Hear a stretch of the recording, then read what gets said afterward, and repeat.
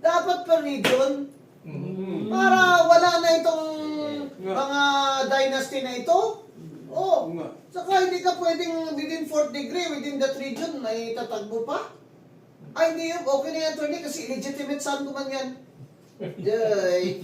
Or how you control Legitimate or illegitimate? Don't, samang ka. Diba? Attorney, I mean, you know what I mean? We are not represented equitably eh. Gagmay kayo ng mga sikihor, gagmay ng mga province. Ang senador voted at large. So, yes, voted at large.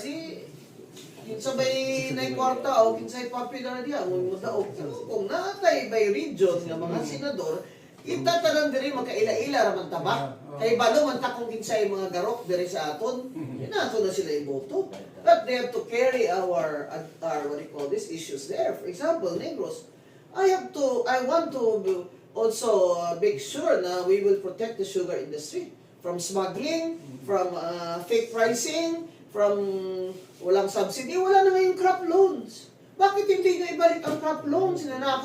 Bakit yung land bank hindi nagbibigay ng crop loans sa mga sugar farmers karon? Pero ironically, attorney, ang laki ng mga pinapalo ng land bank on the LGUs. Oo, pero hindi sa farmers. Hindi sa farmers, Oo. more on infrastructure. Yeah, hindi sa farmers. So, di ba may ano yan sila, may ano ang central bank, and you must loan a certain amount, you know, the rural banks, etc., to small farmers. They would rather pay a fine than loan it to farmers na they know nga mahirapan magbayad sa ila. They will loan it to LGUs kay na punta dire ang mayor dire biya nag-loan na pod na malate nagyup ko ani.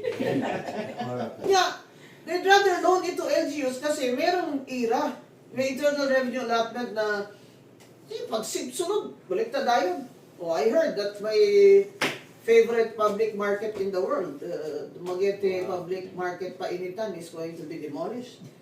I will come here and join your rallies. Wow. Thank you. Diba? Ano ba mga billion na 1.9 billion. pagpungko pa lang, utang tayo.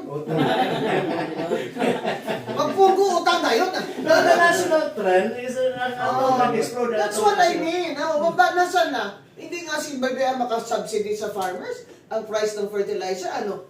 Oh, bakit ganun? Kasi ang tax dun sa fertilizer mataas na. May VAT din yun eh.